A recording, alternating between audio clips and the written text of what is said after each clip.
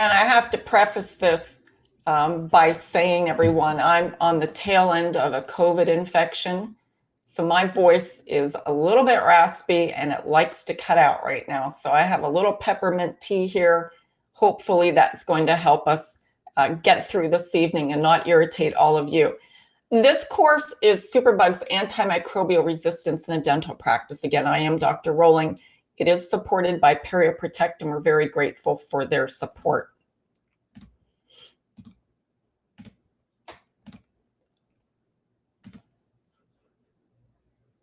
I want to point out to you, those of you that answered our pre-quiz, that you are still prescribing clindamycin. We have some resources for you. This is Dr. Tom Palmeyer from the American Dental Association. He is the co-author of the antibiotic prophylactic guidelines, and he has the latest up-to-date information for you on our website. 3.5 CE credits, no charge, also supported by PerioProtect. So he's going to tell you why you should stop prescribing clindamycin and what you need to prescribe instead. All right, our learning objectives are here, and just refer to your handout. We'll be touching on each one of those. Superbugs, what are they? They are a strain of bacteria that have become resistant to antimicrobial drugs. And we're going to have a quick review of bacteria because it's important to understand, how do bacteria become resistant? Well, they're microscopic unicellular microorganisms, as we know. They're found everywhere on and within humans. They're the oldest form of life, and we know that there are over 30,000 formally named species that exist in the world, but there are thought to be really billions yet to be discovered. And the question is, are we really human? Because bacteria make up about 90% of our total cells. 10% of our total cells are somatic or body cells. So in terms of mass, bacteria take up 10% of our biomass. If we calculated our mass, we could subtract 10% due to bacteria living on and within us. Characteristics of bacteria: they do not have a nucleus, right? They're prokaryotes. The genetic information is stored in a double-stranded circular molecule of DNA called a nucleide, and some of these species contain plasmids, which are small circular packets of additional DNA, if you will. And those are important because they can actually share their antimicrobial resistant properties with one another. The cell cytoplasm contains ribosomes. There is both a cell membrane and a cell wall. And some bacteria will have capsules, flagella, or pili. Bacteria normally reproduce asexually by binary fission. And under the proper conditions, some bacteria can divide and multiply very rapidly, and these infections may require just a few organisms. So here is a graphic of the lowly bacteria, and you can see all of its attributes here. And again, the plasmid is of particular interest when we're talking about antimicrobial resistance because it can share its DNA and its antibiotic resistant properties with other bacteria. Okay, bacteria classified by stain, gram-positive or gram-negative. Their antibiotic susceptibility, if they're anaerobic or aerobic, can they live in the presence of oxygen or not? Their scientific classification: genus, species, strain, strain-specific, and their shape: sphere, so cocci; rod is bacillus; spiral or helix or helical are spirochetes. And how do bacteria cause infection? Well, they, in simplistic terms, destroy the host cells. Now, there is a host immune response to the infection called SIRS, systemic inflammatory response system, that can lead to sepsis, and that is a life-threatening experience, if you will, if you become septic or pre-septic. In my case, at one point, I was pre-septic with C. difficile. It can lead to multi-organ failure and death, and antibiotics may have little to no effect.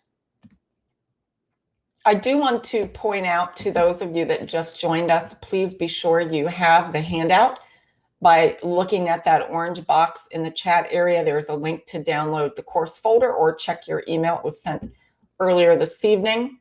And if you have any questions, be sure to type them in the chat area for me. Okay, bacteria have several ways to defend themselves. One is biofilm, which we deal with all the time in oral health. Biofilm is what? It is a protective matrix. It's an architectural colony, and it is usually pathogenic. Okay, it's responsible for about 65% of bacterial infections. Capsule is another bacterial defense. It is encapsulated bacteria that help to prevent destructions by neutrophils or white blood cells. And then the outer membrane that lies beneath that capsule in gram-negative bacteria have this as a defense against certain antibiotics. So when the outer membrane becomes disrupted, it releases endotoxins, causing symptoms of infection and spores. We're going to talk about spores this evening. Spores are the inactive form of that bacteria, the cocoon, if you will, the dormant form. Bacteria will form spores, some bacteria, in unfavorable conditions where it normally would not survive, maybe in the presence of oxygen. And germination occurs of that spore when the environment becomes favorable again. It will transition to its, quote, vegetative form. And that form causes the symptoms. And in some species, like Clostridium difficile, these spores can live for months to years, and they are nearly impossible to kill. Now, we can kill them with the right disinfectants and the right approach. And then flagella. Bacteria have flagella as a defense for motility. Otherwise, they just lay around doing nothing. And then finally, we will be talking about the bacterial defense of antimicrobial resistance. So how does antibiotic resistance develop? Well, let's think of a large population of bacteria, and maybe a couple have mutated to become drug resistant. Then that large population is exposed to antibiotics. And the antibiotics kill all of the bacteria that are sensitive to that antibiotic, except for the couple here that are resistant, that have formed this mutation. The antibiotics don't work. What happens? Those couple of antibiotic resistant bacteria will proliferate in the presence of that antibiotic and take over the population. So some bacteria also can give their drug resistance, as we said, to other bacteria, causing further increase in drug resistance in society. I was reading not too long ago in wastewater that bacteria can actually share their drug resistance. Okay. Any questions or comments?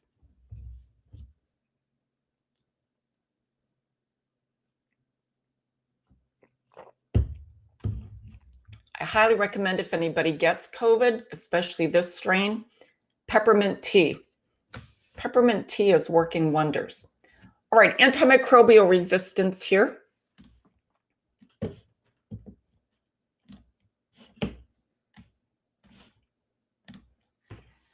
Antimicrobials, we know, are medicines or pharmaceuticals that are used to prevent and treat infections in humans, animals, plants. And they include what? Antifungals, antibiotics, which are antibacterial, antiviral, and antiparasitic. We're going to talk primarily tonight about antibiotics. Now, the term AMR is a term that is used in medicine, and it's called antimicrobial resistance. So bacteria, viruses, fungi, parasites, as we say, because they can rapidly reproduce, they can mutate over time, no longer responding to these medicines. And that leads to infections that become very difficult to treat. It increases the risk of disease transmission because we're not treating it. Someone is able to share that resistant pathogen on surfaces, or they can cough, sneeze, whatever, and pass it on to someone else, creating a situation of severe illness and death. In my case, I had an antibiotic-resistant strain of Clostridium difficile. So for those of you that are trained like me to think that C. diff is a bad case of diarrhea when you take antibiotics, and all you need to do is take another antibiotic and it'll be gone. Not so easy. We'll talk about that this evening. So these medicines become ineffective, and these infections will persist in the body, increasing the risk of transmission to others. So antimicrobial resistant AMR is one of the biggest global public health challenges that currently affects humans, animals, environmental health. And although we know that it's caused by mutation, most often it's a natural evolutionary phenomenon, and its emergence and spread continue to pose serious threats because of the overuse and the misuse of antibiotics in humans and animals. And AMR impacts financial sustainability, global health, food sustainability, security, environmental well-being, and socioeconomic development. It has led to adverse consequences, severe illnesses, more prolonged hospital admissions, increased healthcare costs, an overburdened public health system, higher costs because we need to use second-line drugs, treatment failures, and even increased mortality rates. In recent decades, the development of new antibiotics has declined sharply. Why? Big pharma is getting out of the business. It's not profitable to them. So many of the smaller labs and so forth are working on antibiotics, but 30 or 35 years ago, we had no end to new antibiotics coming on the market, but now we are running out. Existing antibiotics will lose their effectiveness due to antimicrobial resistance. Now, every year, at least 700,000 die due to AMR. And if this uncontrolled pattern continues, a cumulative cost of US dollars, 100 trillion US dollars will develop by 2050, undermining the economy, which would be comparable to the 2008 financial crisis.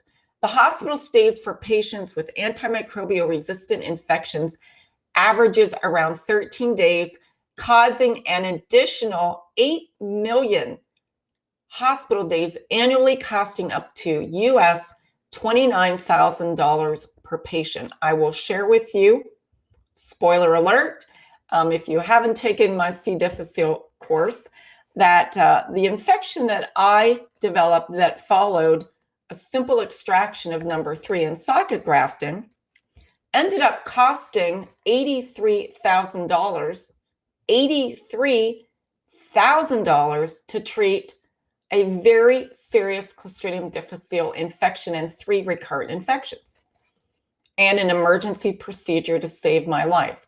So when you have a patient and you're taking out number 3 and you're going to place socket graft with LPRF, and you prescribe clindamycin as a defense prescription, or what we call just in case an infection should occur later, and I had no infection when I had the extraction, this is what you could potentially put your patient at risk for very easily. We're going to see the data. My case was serious, but it wasn't as serious as many cases out there. Okay, the World Health Organization estimates that only 50% of antibiotics are used correctly globally. Drug-resistant infections already cause at least, as we said, 700,000 deaths worldwide every year. And that figure could increase to 10 million deaths globally by 2050 if no action is taken. Here is a list, if you will, of the effects of antimicrobial resistance in healthcare systems, highlighting the estimated cases in hospitalized patients' deaths and attributable healthcare costs as of 2017. And when we look at these organisms, I want to show you Clostridium difficile. Why? Because dentistry is part of the problem here. So when we look at Clostridium difficile, now classified as Clostridioides difficile, we see, as we said, urgent threat level, estimated cases of antimicrobial resistant infections yearly, 223,900. And that is out of 500,000 cases of C. diff we have in this country every year. 500,000 C. difficile cases in this country every year and 30,000 deaths. Now here, 12,800 of those are antibiotic resistant. So somebody became infected like myself with an antibiotic resistant C. difficile strain, and there was nothing there to treat them, to cure them, and they died. 12,800 of them. Some of those are dental patients. Estimated attributable healthcare costs in the US, C. difficile, $1 billion annually to treat these antimicrobial resistant cases. And then we have others listed here that we need to be worried about. MRSA, drug-resistant tuberculosis. We have Pseudomonas aeruginosa. Okay, those numbers are a little less here compared to C. difficile, which we are going to see more of if we continue to prescribe outside the guidelines, and especially for those still prescribing clindamycin. But it can be any antibiotic, any duration, any dose, anyone. It's not just the elderly. So here's the breakdown again for estimates for C. difficile and antibiotic-resistant related infections, both in the US and globally. Now, if you look at Europe, this is interesting. 123,997 cases and 3,700 deaths compared to the US. Okay, unfortunately, with the onset of COVID-19, we've reversed quite a bit of the progress we had in the fight against antimicrobial resistance in the US. We saw an increase 15% in antimicrobial resistant infections and deaths in 2020. We saw 80% of these patients hospitalized with COVID-19 who received an antibiotic between March and October of 2020. We didn't have the info then, right? So many of these doctors were prescribing the antibiotics. Delayed or unavailable data leading to resistant infections spreading undetected and untreated. So we still have the data out there that's being evaluated. Setbacks to fighting antimicrobial resistance can and must be temporary. And there's a lot we can do in the dental community to up our prescribing practices, because not only does it protect your patients, it's going to protect you, your practice, your staff, and your family members at home. Antibiotic resistance versus antimicrobial resistance, just to break it down again, antibiotic resistance occurs when bacteria change or mutate, but understand that bacteria, not humans, become antibiotic resistant. I mean, in my case, I had not had an antibiotic in 13 years, and I take probiotics. In fact, I teach a course on probiotics, and I teach a course on microbiology at the university level. And thank goodness I did, because that's what saved my life. All right, not the probiotics, but the knowledge. Bacteria may then infect humans, making it harder to treat than non-resistant bacteria. Antimicrobial resistance is the umbrella term.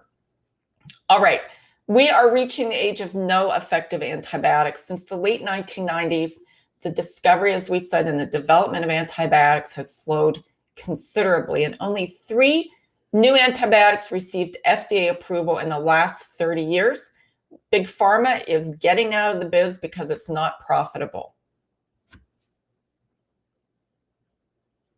Any questions or comments?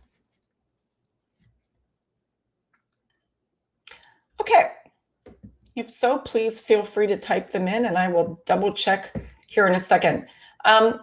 Scientists develop a new class of antibiotics to fight resistant bacteria. I thought this was interesting in July 2023, and this was at the University of Zurich. And Spexis re-engineered the chemical structure of a natural peptide, phenetin, to develop a new class of antibiotics capable of combating resistant bacteria. And these peptides have demonstrated effectiveness, safety, resistance to bacterial immunity in mice tests. And it is a naturally occurring peptide that is from insects, okay, used to fend off infections. So I thought that was interesting. They're reaching out to other species, if you will. Okay, let's talk about how AMR impacts dentistry. And before we do that, I'm going to show a quick video.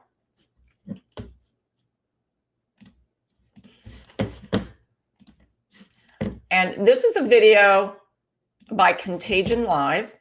Contagion, these are 6 experts on Clostridium difficile, and they're going to talk about how Clostridium difficile is transmitted, especially amongst our outpatient centers. And they're going to talk specifically about dental practices.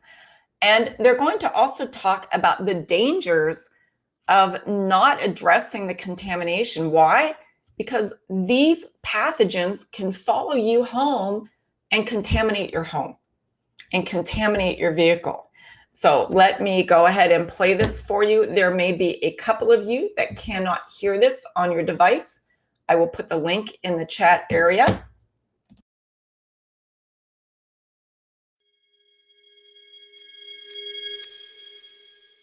So let's talk about community C. diff if we could for a moment. What are the risk factors in the community, and how do they differ in the community versus the hospital-based population here? Dale, you want to start us on that? Yeah, that's a really good question, because there's 2 factors that we need to have in order to get C. diff. One is antibiotic use, and the other is exposure to the spores. So the spores are ubiquitous. They're out in the environment. They even contaminate at a very low level some foods, meats, root vegetables, lettuce, and those are probably how patients in the community get exposed. They, on the other hand, when the CDC has looked at community-associated C. diff, they found that about 80% of these patients have had an exposure to healthcare as an outpatient. So it's doctor's office, dental office, and chronic dialysis units, ambulatory surgery. And this is where you have 2 risks. One is that somebody's going to give you an antibiotic, and those are called doctors. And we hope it's only doctors. They put people at risk of C. diff. And the other exposure is that the healthcare environment is more contaminated with C. diff spores than is the environment outside of healthcare. And I think it's worth noting, Paul is nodding his head. He does a lot of nodding. It's not just the people who are in the healthcare system. It's not just the people who got the antibiotics. They go home. They've got spores, and then their families are exposed. So it seems to me that that's part of the issue, isn't it? And those spores can live for a significant period of time on many different surfaces, even when exposed to sunlight. And you'll see some data that says alcohol in certain products can kill the spores, but that it really has to be used properly, where the liquid sits on a surface for a significant period of time to have its effects. So the fact that the spores can be taken home with you on your lab coat and in your house and on surfaces for 6 months or a year or longer certainly put people at risk.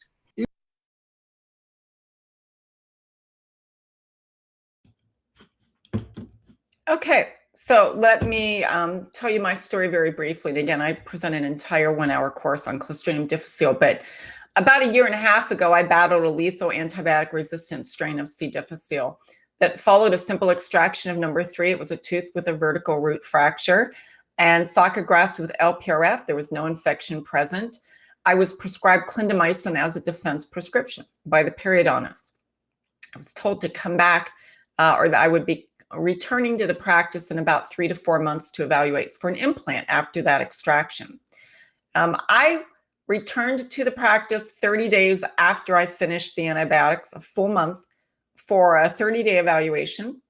And within 48 hours of that visit, I had very serious gastrointestinal symptoms. I was diagnosed with C. difficile February 17th of 2022. I had 3 more recurrent infections. I had 4 rounds of antibiotics that I failed. One of those antibiotics, by the way, was $5,600 for 10 days, which my insurance did not cover, was out of pocket for me. I lost 30 pounds in about 4 months. I weighed less than 95 pounds, and my only risk factor was an antibiotic I didn't need. I didn't need that antibiotic. We have no science, now I know, but we didn't need it. And I ended up having a fecal microbiota transplant that saved my life in May of 2022. Total insurance claims, $83,000. I still have some post-infectious IBS. I would like to say that I'm 100%, but I'm not. I became infected with COVID, which really made it very complicated because I cannot take any antivirals, really. There's a concern that it would cause another infection, C. difficile infection. I can't take antibiotics, so I live in fear that I could develop bronchitis from this or pneumonia, and I'd be right back here in the hospital. This was my 4th hospital stay from C. difficile. So what you need to know about C. difficile, again, there are 500,000 infections every year in the US. 15% of those will die within the first 30 days of their infection. 15%. 30% or 30,000 die annually every year, as we said. And 25 to 30% will have a recurrence, an initial recurrence. Multiple recurrences are becoming more common. So by the time you get to a 3rd recurrence, in my case, you have a 90% chance that it's going to recur. And many of these patients end up with a chronic C. difficile infection, where they're on antibiotics and they're off antibiotics. Again, that's me in the photo, my 4th hospital admission, no response to multiple rounds of antibiotics. So here is what I looked like pre-C. diff in 2022. On the left, in the middle was that hospital admission, and that was me on the right-hand side after battling C. difficile for almost 5 months. And this was the day after the fecal transplant. It was the first day I had some solid food in my system. So again, when you're prescribing antibiotics, those of you that are still prescribing clindamycin, I want you to get this image in your head, because you don't ever want your patients or your family members or yourself to go through what I did. And this was a serious case, but there are much more serious cases than mine.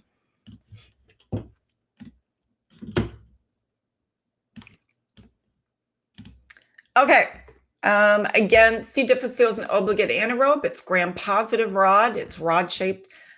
There are 2 phases, the vegetative form and the spore form, the cocoon form. And it is transmitted initially by the oral fecal route. However, we know secondary contamination is a great problem, as you heard the experts talk about earlier. The spores are everywhere in the natural environment, but they are in much greater numbers within healthcare settings, including dental practices.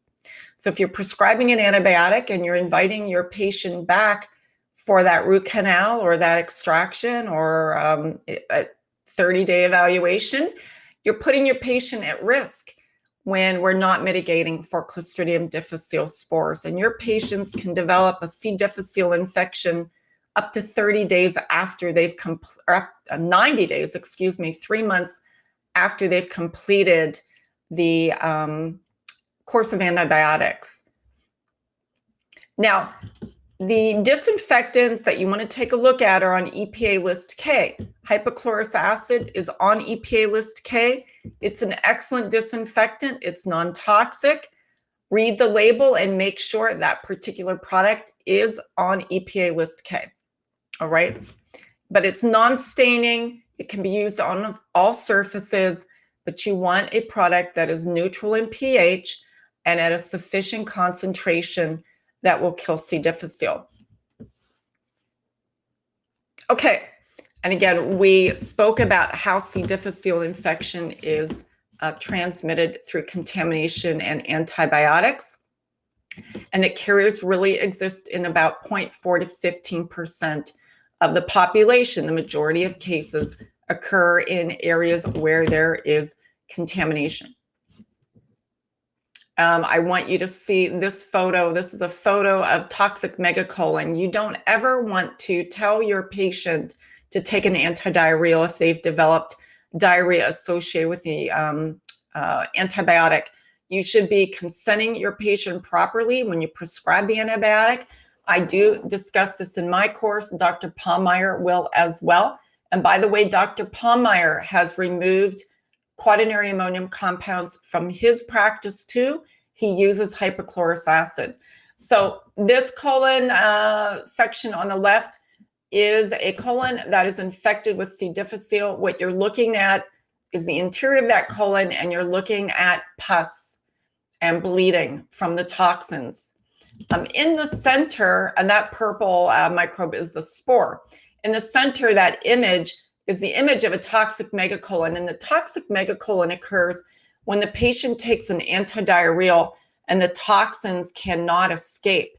So because of the lack of motility in the colon, will continue to swell and can perforate and sometimes explode or burst because the toxins continue to accumulate. That is a medical emergency, and often a fatal one. This is actually an autopsy, and that is a colon that's about 12 inches in diameter. And this is what a toxic megacolon looks like when it's removed. Now, this is an extreme case probably, but I want you to understand that C. difficile is not a case of bad diarrhea that's easily treated with metronidazole. C. difficile, by and large, is resistant now to metronidazole.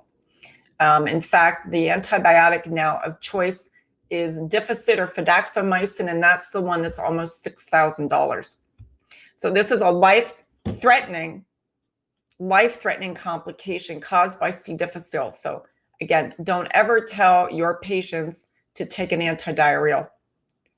Okay, symptoms: mild watery diarrhea 3 times more daily to extreme frequent bloody watery diarrhea every 20 to 30 minutes. Multiple complications: sepsis, ileus, toxic megacolon, severe dehydration. I had a rehydration unit to my home 4 times, putting IV lines in me while they tried to figure out what they were going to do with me. So again, there is nobody here at low risk for C. difficile. You don't have a crystal ball. You can't look at their health history and say, well, he's 17. We're going to take those third molars out and put him on a Z-Pak. My gastroenterologist had a 16-year-old on his service when he was treating me who had exactly that, had third molars extracted, was given a Z-Pak, no other health risks, and ended up with C. difficile. So children get this, adults of all ages, any antibiotic, any duration, any dosage. All right, questions about what antibiotics do I recommend?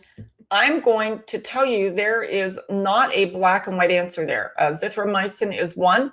Azithromycin is not without its own issues. You have to properly look at your patient's history and make that determination. And again, I would urge you to take Dr. Palmeyer's course, because he will go through the decision-making process for your penallergic patients. And first of all, find out if your patient's really penallergic. Many of them aren't. Many of them had a diaper rash when they were 6 months old and their mother told them they were penallergic. So they might not be. Yep. Dr. Palmeyer does have a copy of a consent form in his course. And the pre-quiz is no longer up on the screen, Juliet. It was early on in the presentation.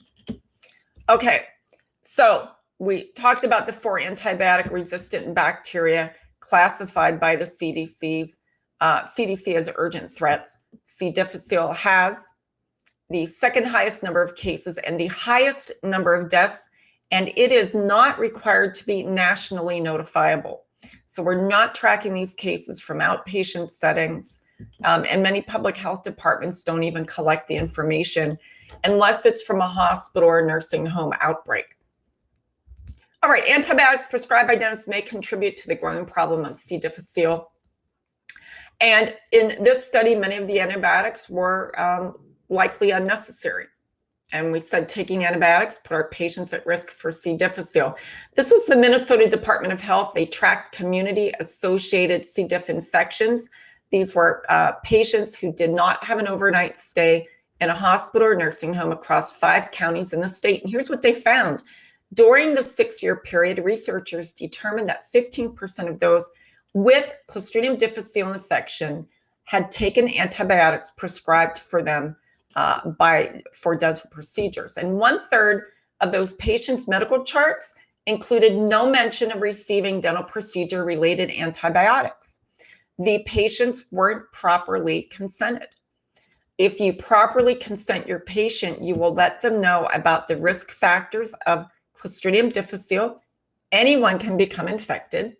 And if they develop diarrhea up to 3 months after they've finished their antibiotic, they need to give you a call, and they need to give their primary care doctor a call. And they need to let their primary physician know that they took an antibiotic for a dental procedure. Otherwise, it delays the diagnosis, and that puts the patient at further risk. Also, if you are bulk dispensing antibiotics from your practice, if you have your dental hygienist calling or your front office staff calling that specialist, maybe the orthopedic surgeon, to quote, get medical clearance, you're putting your practice at great risk, because the dentist, the prescriber, needs to be involved in that decision, not your hygienist, not your front office staff, but you, the clinician. And you need to consent your patient correctly, and you need to audit the chart. If the patient doesn't require the antibiotic and you have a specialist pushing it, have the specialist prescribe it and make sure you have the patient sign a consent form so that they understand what the risks are. Again, dentists write more than 24.5 million prescriptions for antibiotics a year. And it's important to note we're an overlooked source of antibiotic prescribing. This was a study that found 81% of dental antibiotic prescribing not required. This was Dr. Katie Suda. She's now at the University of Pittsburgh. And she stated here that they looked at antibiotic prophylaxis prescriptions in more than 168,000 dental visits from 2011 to 2015. And according to the guidelines from the American Heart Association and the American Dental Association, fewer than 1/5 of those prescriptions were required because the patient did not have a heart condition that placed them at the highest risk of an adverse outcome from infective endocarditis. And the lead author also noted that dentists who are responsible for about 10% of all antibiotic prescribing should be included in antibiotic stewardship efforts. The most frequently prescribed antibiotic that they saw in this study was amoxicillin. No big surprise there, 69.4%. However, the big surprise, clindamycin was the second most frequently prescribed antibiotic.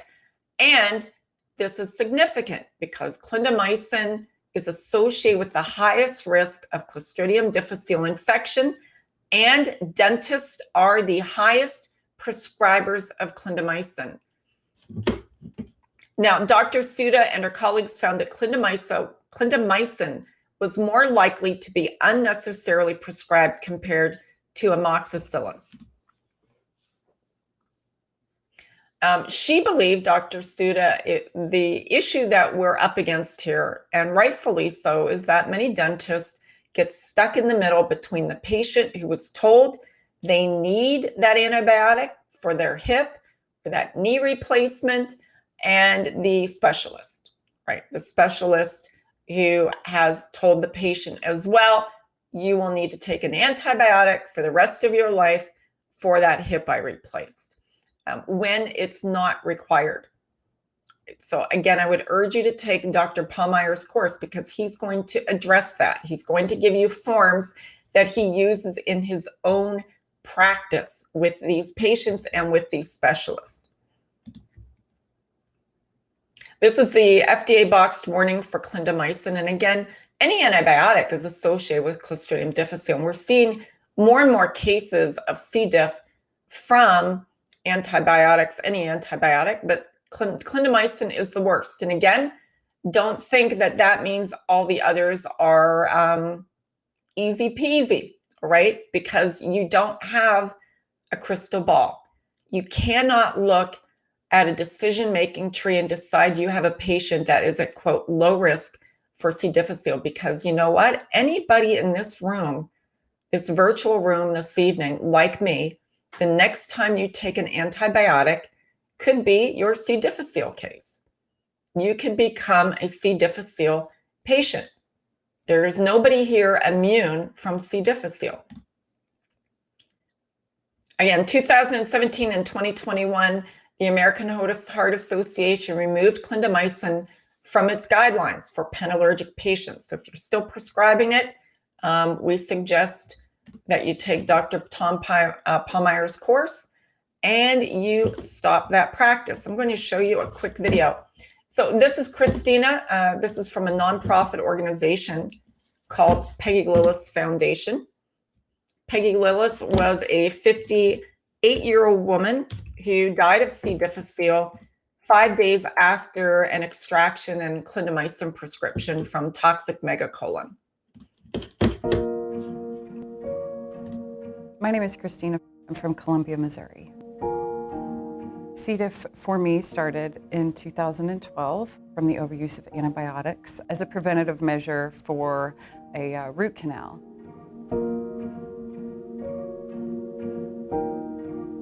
Within a week, I knew that things were very, very wrong and was quickly put in the hospital and diagnosed with C. diff, which I had never heard of before. I was about to be married, so I wanted to be planning my wedding during that time, but instead, the next 7 months, I was in and out of the hospital 6 times. I missed 7 months of work, and I was growing gravely ill and dying. I barely made it out of the hospital in time to attend my own wedding, and my honeymoon was instead spent in the geriatric ward, too weak to even stand. All the antibiotic treatments failed me, so I resorted to the FMT, which is the fecal transplant, and that ended up saving my life. Fast forward about 3 years, I had a 2-year-old little girl named Pearl. I was 9 months pregnant with our son, and my daughter became violently ill. And I never gave her antibiotics. So it was my horror when she was hospitalized and diagnosed with a C. diff infection. And I watched her endure the pain, the fear, the sickness, the isolation, and for a 2-year-old, that's very scary. I realized that, you know, the body is a lot stronger than I've been giving it credit, and it's been 5 years and I have not needed any antibiotics. I've been able to fight on my own. I've become an advocate because this disease is growing and it is increasing and it is affecting the young and old alike. The Peggy Lillis Foundation has been very supportive and accessible. There's a network of people, and I feel like collectively we all have the same goal. I have a new fire in my belly now, and that is to make sure that this disease is stopped.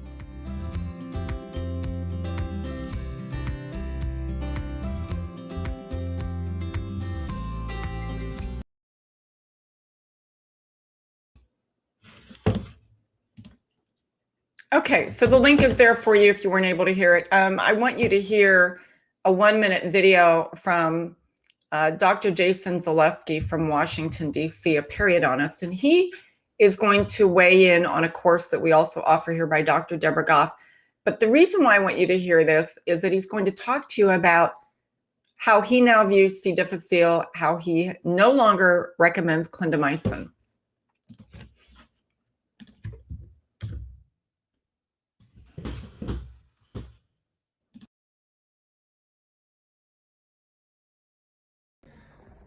Hello, my name is Dr. Justin Zaleski, and I am a practicing periodontist in the DC area. I met Debbie Goff about a year ago, and it was one of the most eye-opening lectures that I have probably been part of in the last, 10, 15 years. Since I first heard her lecture, I've actually heard her lecture 2 more times, because I've actually brought her in to speak to different groups that I'm part of multiple times. Every time I get something new, and like I said, it was very eye-opening for me, and it completely changed the way that we are utilizing antibiotics in our practice. We used to, just blanket prescribe 7 to 10 days of amoxicillin. We're no longer doing that. We're down to 3 to 5 day doses of antibiotics. Clindamycin is no longer a part of the practice, which it should not be a part of anyone's practice. But even more importantly, it's changed my questioning of patients to ask more about C. diff, which is a major problem. And unbeknownst to me, just in the last 6 months, I've identified 3 C. diff patients that had C. diff in the past, that if I had not gone through this lecture and met Debbie, I would have just treated them as normal and put both them and myself at risk. So I hope you guys enjoy your time with her. She has a lot of great information, and I hope it's as life-changing for you as it was for me. So thank you.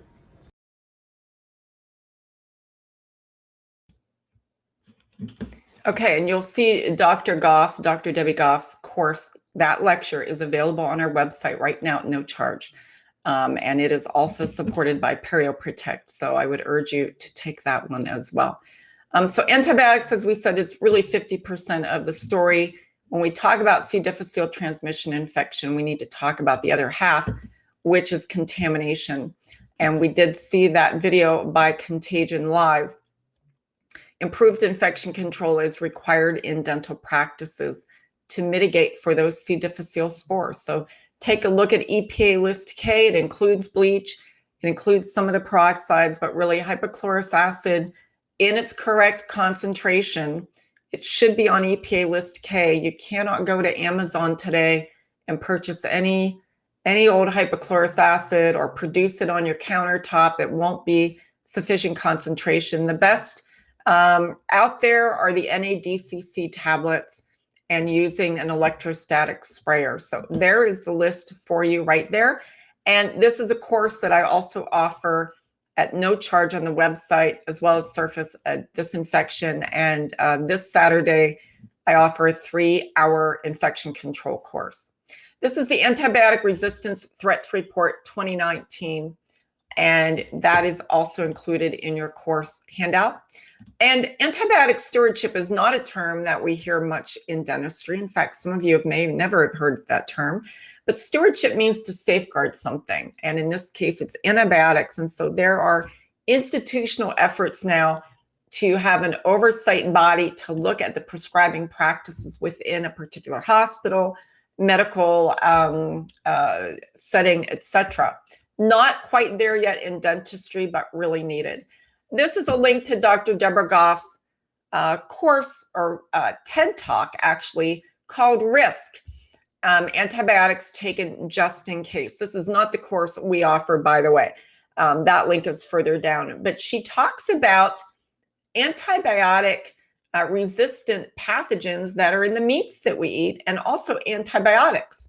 So much of the livestock used to be fed antibiotics as growth promoters. And that has also led to antimicrobial resistance. And you will see that on the quiz. Here is a link to the ADA evidence-based guidelines for antibiotic stewardship. Also, Dr. Paul Meyer was a co-author for that as well. A question you need to ask your patient: are you really allergic to penicillin? Again, in my case, I had an anaphylactic reaction when I was 24, so I was aware of that. But my brother, who had a diaper rash apparently when he was 6 months, was told by my mother that he was penallergic, and he found out 2 years ago he actually is not. So again, have your patients get tested, because when you have to prescribe a different medication, patients that are labeled penallergic may have a 3-fold increased risk of adverse events. There is 23% higher incidence of C. difficile infections right off the bat, and a 14% higher incidence of MRSA infections. So we have to correctly identify who these patients are. Well, what is needed to combat antibiotic resistance is education, surveillance, improved infection prevention, antibiotic stewardship, and consider technology that locally treats infection and embrace that technology. We have laser dentistry. We have antimicrobial technology. We'll hear from PerioProtect this evening, and we are carefully curating these technologies on our website to give you more options out there. Photodynamic therapy, PDT, is something being used in Europe. Action steps here, again, register for the Antibiotics and Clinical Practice course with Dr. Pallmeyer and the one by Dr. Goff. Review the ADA evidence-based guidelines for antibiotic stewardship, which is on the next slide. The American Heart Association latest guidelines. Adhere to stringent infection control recommendations. Consider using disinfectants that kill Clostridium difficile spores. Stop prescribing clindamycin today. Update your health history forms. Ask your patients if they've had Clostridium difficile or diarrhea associated with antibiotics in the past. Some of them don't know the name. With professional assistance, develop an informed consent form. And again, Dr. Pallmeyer includes it in his course. Take advantage of our free resources here on Dental C Academy. Watch Dr. Deborah Goff's interview on TED Talk and embrace technologies that are antimicrobial. Again, here's some resources for you. We have a C. difficile toolkit available. You can access and gain up to 10 CE credits. This is Dr. Pallmeyer's course again. This is Dr. Deborah Goff. You heard Dr. Zaleski talk about her course earlier. Of course, Dr. Tanya Dunlap. On Friday, we'll have Megan, who's going to be speaking to us, presenting during our symposium. If you're not registered for a symposium, you can earn up to 6 CE credits. It is Advancements in Oral Systemic Health. And 4 different sessions. Dr. Pallmeyer will be presenting session 1 along with Megan, and he'll be talking about oral health, systemic health, and evidence-based. Okay, these are more webinars that we offer for you that are all relevant to what we spoke about this evening. Here is a link to our symposium. Go ahead and register. If you can't attend, you'll get access to the recording. November, so next month, is C. difficile Awareness Month. It gets an entire month. Antimicrobial resistance gets a week. That should tell you something. It's a very serious illness.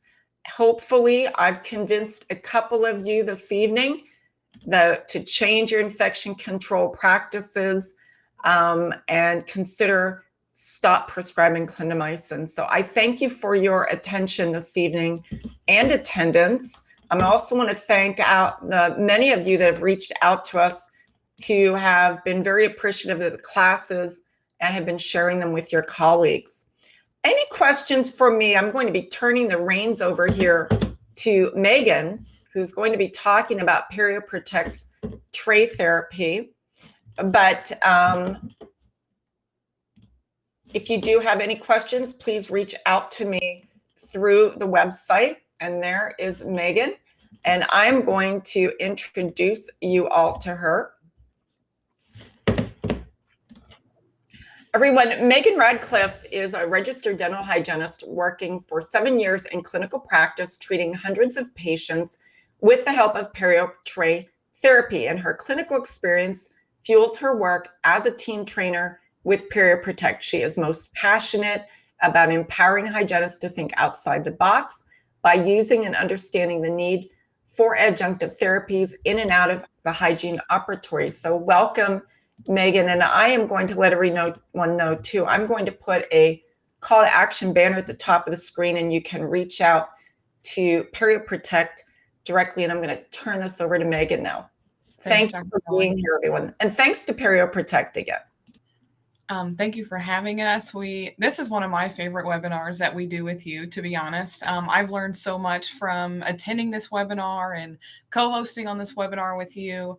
And I hope that a lot of you start to look at your practices differently. I know that there are so many things that I could change if I could go back to practicing clinically as a hygienist. I work for ParaProtect full time now, but now one of my goals is to talk to offices about practicing antibiotic stewardship and what we can be using instead of utilizing and overprescribing and overusing antibiotics. So I really am excited to talk to you about the use of ParaProtect trays and hydrogen peroxide and delivering oxygen to anaerobic environments. So we're going to go ahead and jump right in. This is really an at-home treatment for patients to use. So they're using this every single day in conjunction with services that we're already doing in the dental office. So our prophies, our perio maintenances, our scaling and root planings, we're not using these trays to replace those services. We're using these trays to make those services better. Because I know that we're all amazing clinicians. I don't doubt that for 1 second. But unfortunately, as we all know, there is bacteria that we can't touch as clinicians, as well as bacteria that patients can't touch as well. And especially with traditional modalities such as toothbrushing, flossing, obviously water picks are really great. I just kind of question how accurate patients are with water picks, but the whole point of this is that they're not reaching the infection. So we needed a way that we could deliver it down deep to be able to fight those bacteria. And there's about 4 million bacteria just on the end of a ballpoint pen. So hopefully that kind of puts into perspective how much bacteria is truly down in these pockets that we're not even seeing clinically. We just have to kind of know that it's there. And the best part about the pocket, knowing about how this all works, is that that pocket becomes more anaerobic the deeper that it becomes. So again, just allowing those oxygen-hating bacteria to replicate and to multiply. We needed a way that we could manage it every single day. And the best way that I knew how with my own patients was with the help of the ParaProtect tray. So there's a few points that I want you to make when you're talking to your patients or even to your colleagues about ParaProtect. And one of the first ones being is that the tray is FDA cleared. The FDA does not require Class 2 medical devices to be approved. Class 3 medical device are the only ones that need to be approved, and that's something such as a joint prosthesis or a joint replacement or a pacemaker. So again, this is not FDA approved, it's FDA cleared, because it doesn't have to be FDA approved. The other part of this is that the tray is patented. So you are sending these off to a certified ParaProtect lab to be fabricated, in which not only they are fabricating them to the patient's dentition, but also to the depth of their periodontal pocket. So yes, you do need to send in their most recent probing. I like to see anything within 6 months, definitely nothing older than a year. We should be probing much more frequently than that. But again, the goal is to deliver down deep. So the whole science behind the tray is the fact that it has an inner peripheral seal that's going to push the medicament to the depth of the pocket. So down into the sulcus, past the curvicular fluid, up to 9 millimeters is what the research shows. So again, really exciting in terms of treating gingivitis, periodontal disease, and again, to be able to get to the depth of that pocket. Now, what is exactly that we're delivering? We have a 1.7% hydrogen peroxide gel. As we all know, hydrogen peroxide has been used for years and years, not only in the medical world, but also obviously in dentistry as well. But specifically at 1.7%, which is where we're placing our concentration of gel, it's targeting anaerobic bacteria. So unlike when patients would rinse with full strength hydrogen peroxide, or we would tell them not to rinse with full strength hydrogen peroxide, again, when we were doing that, we were killing the good bacteria as well as the bad bacteria. So we were really creating a dysbiosis of bacteria. So the goal is to create more of an oxygen-rich environment at the expense of the bad bacteria. So not only are we debriding bacteria, but we are quite literally changing that microenvironment. And again, we're doing that with the help of the hydrogen peroxide. And I think it's important too to really dive into patients' medical histories, like Dr. Rowling was saying, and be talking about, have you ever experienced a C. diff infection? When was the last time that you were on antibiotics? These should all be things that are already on your medical histories. So if they're not, I definitely encourage you to add them. But we need to be taking the time out of our appointments to explain to patients that the immune system is truly like a battery. Therefore, the more chronic low-grade infections that we place in our immune systems, the quicker we're going to see that battery fade. And as well as we all know, Very rarely, if ever, do patients just come in with periodontal disease. They also come in with type 2 diabetes, rheumatoid arthritis, different types of cancers. So let patients know that if we can help treat one of these chronic low-grade infections, aka periodontal disease, we're going to be able to make our batteries essentially last longer. And something that I was constantly reminding patients is that bacteria that's in the mouth is bacteria in the bloodstream, bacteria on the heart, bacteria on the brain, and it's all going systemically. So they need to understand, because even my own patients would stop me mid medical history update and say, Megan, I don't understand why this relates to me being here and having my teeth cleaned today. So again, it's really important that we educate these patients and help them to understand why this is so important. We need to be treating the infection and treating the bacteria locally, and that is going to lessen the chance of a bacteremia as well. I do want to briefly go over our in vitro study. This was done in our 1.7% hydrogen peroxide gel. There's 2 points in particular that I want you to take away from the study. So the first one being is that this was solely done on Streptococcus mutans for a few reasons. Number one, we know that hydrogen peroxide is extremely effective against periodontal pathogens because the majority of them are gram-negative anaerobic. So again, like we just talked about, we're going to deliver oxygen to these oxygen-hating environments. The other part of this is that strep mutans has one of the thickest matrices to be able to penetrate. So we knew that if we could penetrate strep mutans, we're going to be equally as effective against periodontal pathogens. The other part of this is that you will always treat your patients for 10 to 15 minutes. Hydrogen peroxide gel breaks down once it reaches saliva after about 17 minutes. So your patients are going to lose their antimicrobial properties of the gel after that time. So looking at the slide, now that we can kind of understand it a little bit better, anything that you see that's green is a live bacteria and red is dead bacteria. So in the very first slide is where we let strep mutans grow for 3 days. Like, okay, we're going to let it grow and then we're going to try and treat it and see what happens. In the middle slide is where we treated it for just 5 minutes. And as you can see, not a whole lot has happened. Only 5 minutes has passed. So we treated it for 10 minutes in the very last slide, and that's where we were able to kill 100% of surface strep mutans within that time. So I encourage you as a clinician, don't be afraid to just treat your periodontal patients. We can also be treating our high caries risk patients. And we can assume that if we're killing the number one bacteria associated with decay, patients who are compliantly wearing PeriProtect are going to have a much decreased rate of caries over those who aren't using the PeriProtect tray system. And it is more about the formulation of the gel that matters versus just the concentration. So it's more about it just being 1.7% hydrogen peroxide. And the reason why we bring this up is because for those of you who may not know PeriProtect super well, we've been around since 2005, so for 18 years. And in those 18 years, there have been other gels that have tried to come out and say, well, we also have a 1.7% hydrogen peroxide gel.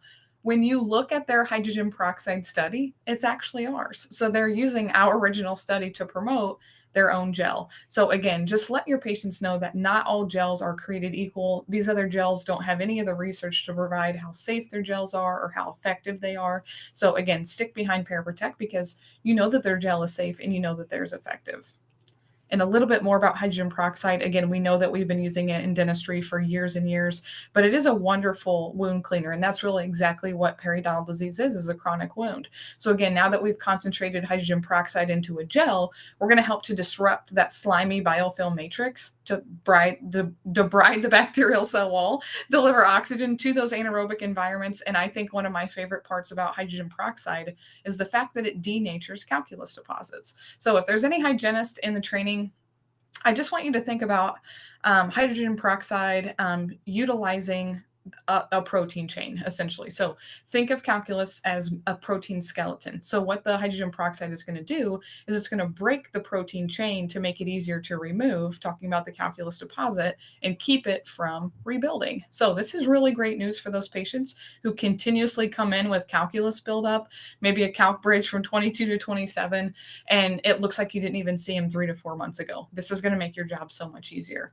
No allergic reactions. We're making hydrogen peroxide naturally in our lungs, our liver, our white blood cells. Women are producing it in their breast milk. So let patients know that while they've always been told to not use hydrogen peroxide, so they kind of see it as taboo, we are producing it naturally. And again, a lot of the times that they've heard about hydrogen peroxide or we've told them not to use it, we really meant don't use it at high concentrations. They make it all the way up to 35%. So this is 1.7. 7. They did conduct a 6-year study on 1.7% hydrogen peroxide where they followed patients who use it every day, multiple times a day, and there was no carcinogenic effects, no adverse events. And then the very last bullet point states that bacteria cannot build up resistances to hydrogen peroxide like they do to antibiotics. So that's what the whole basis of this webinar is about, that we need to be utilizing hydrogen peroxide to lower that bacterial load overall versus leaning on antibiotics such as amoxicillin. Metronidazole is a big one that's used by a lot of practitioners to, again, lower bacterial load. But they say that number one, just as Dr. Rowling said, that dentists are the number one prescribers of clindamycin, and clindamycin is the number one antibiotic associated with C. diff. So we really need to be changing the way that we practice and be practicing antibiotic stewardship and saving those antibiotics for when we really need them versus just kind of recommending them prophylactically. I know I had surgery back in July and I was recommended an antibiotic. And if not for Dr. Rowling's knowledge and her course and now me speaking about it, I probably would have taken those antibiotics. I had a dentist who I met last month at a course in Nashville. And he came up to me and he said, I'm having a hip replacement very soon, and I need these trays because I refuse to take an antibiotic. And I said, let's get you started. So I know that I was really thankful to be able to present that information. I'm sure that he was equally as thankful to be able to receive it. We do have 2 different types of hydrogen peroxide gel. The original gel, which is the one that you're seeing on the right, is sweetened with saccharin. So it is extremely minty. And I personally love the original gel, but we were begged to come out with a xylitol formula. So that's your PerioGel X that you're seeing off to the left.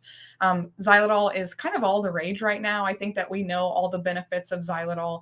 It is a very mild mint flavor because it is a plant sugar, but xylitol has been known to help with caries prevention, also to help increase salivary flow, and also to help balance pH in the mouth. So I do feel as if the xylitol has a few other properties over the saccharin gel, which is probably why it's gained so much popularity in its 2 short years that it's been out. So again, we can kind of get into the specifics if you guys are wanting to know more about PerioGel, but it does last a very long time. The majority of your patients will start off wearing trays just twice a day, and then you're going to see them back once a day. And again, gel is going to last anywhere between about 3 and 6 weeks, depending on how often those patients are wearing trays. And again, we'll go a little bit more into the protocols and all of that. But hydrogen peroxide is a really wonderful way that we can help lower bacterial load in the mouth. And there's so much more that I could say about antibiotics, and I think Dr. Rowling has pretty much covered it. But again, it's really important that we understand that we can't just go beneath the gum line with our scalers and disrupt all this bacteria and send all this bacteria into the bloodstream. We don't know that it's happening because we can't see it clinically, but we have to understand that it is happening, although we can't see it. Because this is hydrogen peroxide based, we're going to be able to whiten as well, which I think was one of the number one questions from the majority of my patients.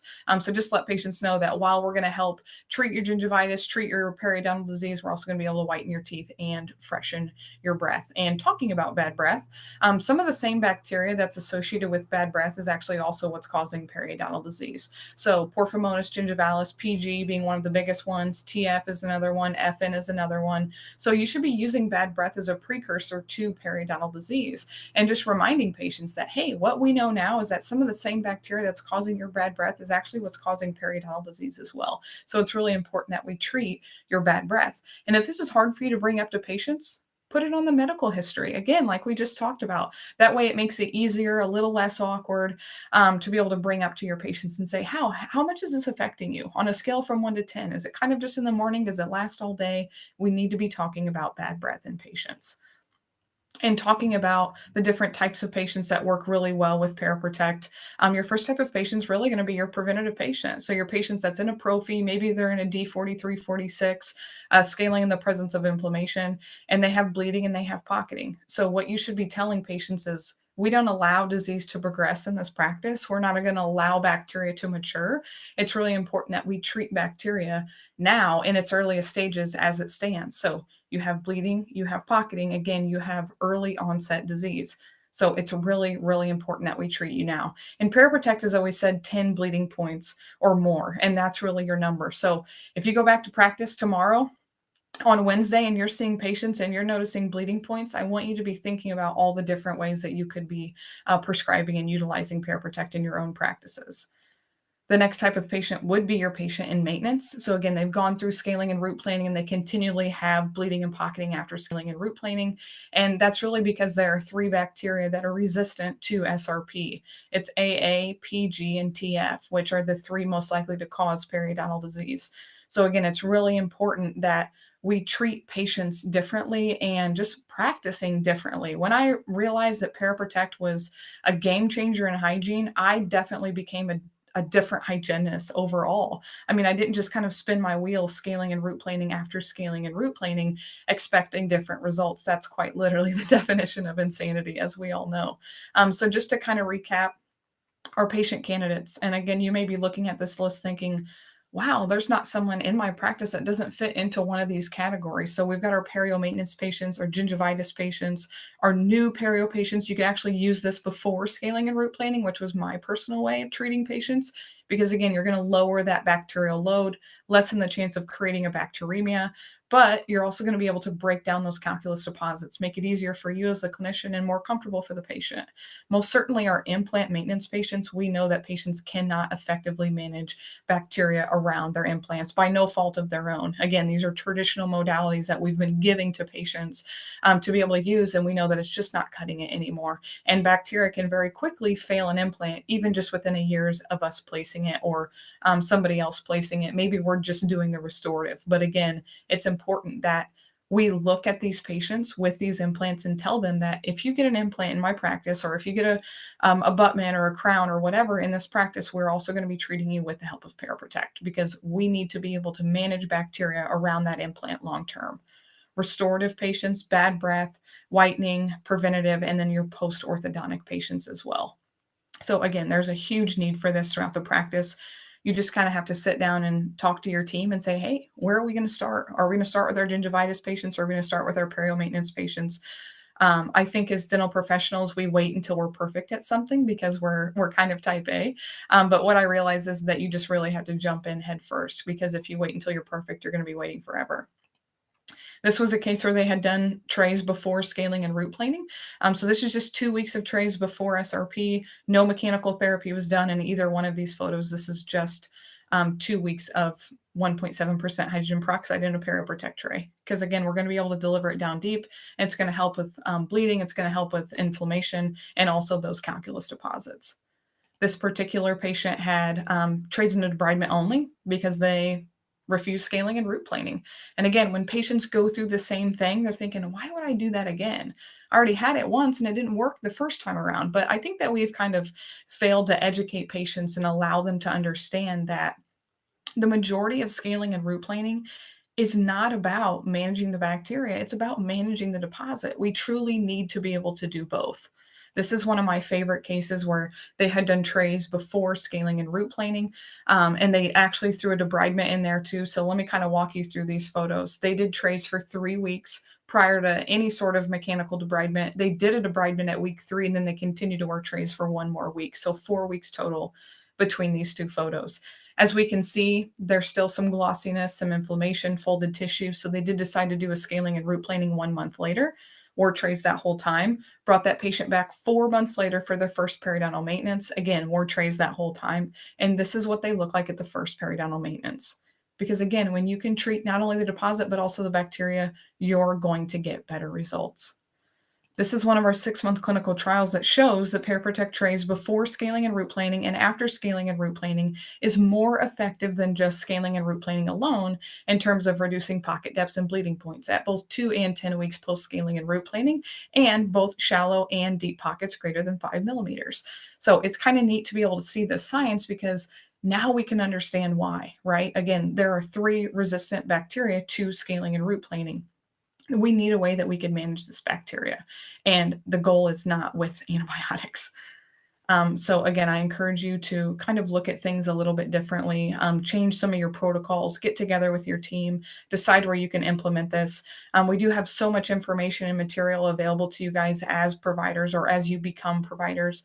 This is our treatment guideline sheet. This is literally just that. Always use your best clinical judgment, but this does lay it out by diagnosis and then treatment. So what we could be doing at each appointment based on where that patient's at in their diagnosis. But going back very quickly, I do encourage you to create standards of care. I think that we all operate by traditional standards of care, radiographs once a year, probing once a year.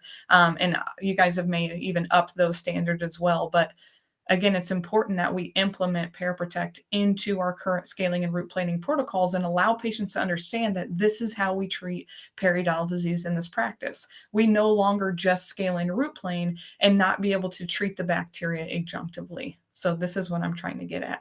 So how are we going to present it to patients? Well, we're most certainly going to educate them. We're going to go over the radiographs. We're going to talk about the probing. We're going to talk about their health histories like we talked about at the beginning of the training. And we're going to remind them that it's comfortable, it's non-invasive. We're going to be able to get down deep and fight bacteria. And above all, it's so easy to use, guys. 1 to 2 times a day, 10 to 15 minutes. They could wear it while they're in the shower. It really doesn't get easier than that. And trays can last patients anywhere between 5 and 7 years in maintenance. And again, they're going to get whiter teeth and fresher breath as a result. Talking very quickly about how we can be submitting cases to ParaProtect. We love intraoral scans. That's our number one way of receiving these cases from you guys. Obviously, we are still receiving models and impressions, things like that, because while there are so many offices scanning, there are that many more that aren't on the bandwagon yet. So if you're not, I encourage you to get there because your turnaround time is going to be so much quicker. It's about a week with 3D, and it's going to be about a week and a half with a traditional model or impression. This is what you're going to receive from the lab. So this is your home care kit, your 2 trays, your travel case, your tube squeeze. You do have some home care instructions there in that little pamphlet, and 3 tubes of perio gel, which is going to last them usually until about their first perio maintenance. So again, all this will come from the lab, and you can just pull it out of the bag and deliver it right to the patient. So a really beautiful way to put some value behind ParaProtect. Again, we know that it's valuable as the clinician, but we need to be able to make that patient feel like they're truly getting that spa treatment. And anytime that I deliver trays, I do make sure to try the trays in. I always want to make sure that they fit prior to sending them home. And I want to show them how to apply the gel in the tray as well. So it's just a thin ribbon of gel all the way around the tray, making sure that there's gel in every single tooth, and then just simply brushing the trays out with water and a toothbrush. And we do have 2 CDT billable codes that you can utilize if you are billing to insurance. Often I don't see coverage, but I have seen coverage in my 10 years of ParaProtect. So I don't want to say that I haven't seen any, because I have seen some. It's never at 100%. It's usually between 30 and 50. But what I tell patients is that often this just isn't wrote into their insurance contracts. But the good news is that I don't let insurance dictate how I treat them. So regardless of if insurance pays or not, it doesn't really matter to me, because I know that this is still something that they're going to benefit from. And again, remind patients that these are different from anything that they have sitting on their nightstand at home. It's not a mouth guard. It's not a clear aligner. It is a periodontal medicament carrier. So we're going to be able to deliver below the gum line, again, up to 9 millimeters. And the good news about all of this, again, is that patients can use their flex spending. They can use their health savings. We need to be able to make it affordable for patients. Okay, so I went and visited one of our top providers, and they said that the number one thing that worked for them was care credit. So again, I think that just goes to show that we need to make treatment available for these patients. And by doing that, we're presenting payment options. And I think that that's really important. Submitting the prescription, whether it's on your scanner or, with your models, obviously we want to include probing as well, and just including all of the information. Be noting Pontics, be noting implants. We do provide incentives for you guys if you were to become providers. We offer free gel. We also offer discounts on, team trays as well. So a lot's available to you guys, as well as resources for your team. So you have an account specialist such as myself or somebody else on the team. Tons of videos available to you, stuff for your website, on-hold phone messaging, social media posts. I mean, the list just kind of goes on. And we have multiple sites that are dedicated to you guys as providers, so that, again, you have all of the information that you need. And if you ever have new team members that come on after we've already trained you, all of that additional training comes completely complimentary. So you would just need to let us know that you hired somebody new onto the team, and we're more than happy to get them trained. So to conclude, I hope that I can see potentially some of you, if not in person, but definitely maybe on the live stream. We're going to have our annual meeting in Scottsdale, Arizona, November 3rd and 4th. So coming very, very quickly. I can't believe that it's almost here, but we're so excited to have Dr. Rowling as well as Megan Barnett and Dr. Tony Tomorrow. And there are so many great speakers here, guys, and an opportunity for 13.5 CEs if you are in need of CEs. So again, you can attend in person or you can attend on the live stream, and you have an opportunity for all of these CEs, no matter which option that you choose. So again, if you have questions, please throw them down in the chat, or if you want some more information, you can click on the banner up at the top. I do want to add that if you're coming to Scottsdale, this is the best time of the year to be here. Although right now it's 93 still. We're having unseasonably warm weather, but it will be beautiful weather. So you've got to come hear me speak. I'm excited about that. I'll get my voice back by then, Megan, I promise. I hope so. Yeah, I think you did really well tonight. You were not as scratchy as you made yourself sound. So good. We have some questions here as we close out. Great. A question here about how does the gel, PeriProtect gel, differ from peroxyl rinse? Yeah, this is a really great question. And this is similar to like if you had a patient who would ask you, well, I'm already rinsing with hydrogen peroxide. How come I can't just continue to rinse with hydrogen peroxide? Or like you said, some sort of hydrogen peroxide based rinse. And the answer behind that is the fact that, again, it's concentrated into a gel. So if they're just rinsing with something, it's called a burst effect. It's going to go on contact and it's going to very quickly dissipate, versus whenever it can be concentrated into a gel and held inside of a tray that's delivered down deep. That's truly the difference. So we can't really have one without the other. We can't have the tray without the gel, and we can't use the gel without the tray in order to be able to get these great results, because we have to be able to hold it on contact. Question about does the bleaching affect restorations? If someone has anterior restorations, will the teeth become lighter colored than the natural tooth once the tooth lightens? And I did notice in that photo, I detected a couple of restorations, but it was not a monumental difference. Like if you were using, regular bleaching trays and so forth. Right. So to me, I think it's more of a natural whitening process. Definitely. Yeah. And I always tell clinicians, I'm like, when you're thinking about carbamide peroxide, it comes between 25 and 45%. So you are getting a much higher percentage, which is why you're getting results much quicker. This is only 1.7% hydrogen peroxide. So it's very gradual, but it's also very natural. It's very gentle. And they don't run the risk of sensitivity like they do when sometimes using carbamide peroxide. And also they don't experience clear incisal edges. So if anyone has seen that, that can often be from over whitening as well. But right. It's going to change the color of restorations just like any other whitening wouldn't. Question here, what happens when a patient has a new crown made, an extraction, or other changes, in their gum line or occlusion? Yeah, so if there are changes in the dentition, there's been a couple of things that you could do. You could plug the tray. That's something that we've done with like the name of it is escaping me, but it's like a purple material. It's almost similar to a PVS. And obviously that would kind of be like your cheaper option to kind of hold that patient over. Your best option would be to have that tray remade, in which that second tray does come at a discount to the office as well. So you would just need to decide at that point what you wanted to charge the patient. Last question we have here, can you use the gel in Invisalign trays? The Invisalign tray has a different purpose. So that's what I kind of need you guys to understand, is that the Invisalign tray is made to move teeth. The PeriProtect tray is made to deliver it below the gum line. So if they try to apply gel inside of the Invisalign tray, there's nowhere for it to go, guys. It's just going to come out over the side of the tray. Okay. So again, that's where the PeriProtect tray differs, is because it has the residue on the tray that extends 4 millimeters past the gum line to be able to deliver down to the sulcus past the crevicular fluid. I want to point out too, at the top of the screen, you'll see the red banner.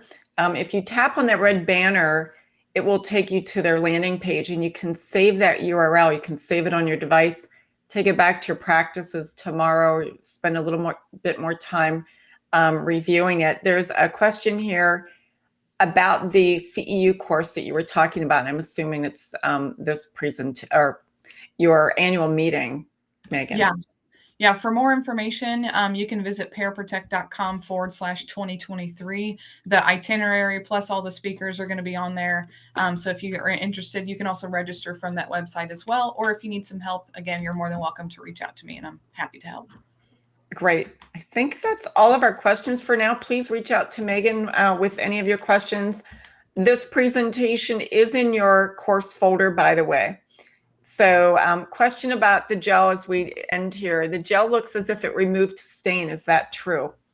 So stain and biofilm kind of go hand in hand. So usually if we're ever going to be able to fight biofilm, we're going to be able to fight stain as well. But that doesn't mean that if you have patients who are partaking in, a lot of red wine or a lot of smoking, we're not going to be able to really help those different types of things. That it's kind of like fighting an uphill battle. So again, in my experience, that has helped with stain, but we need to be taking inventory of whatever these things that these patients are partaking in. So. Terrific.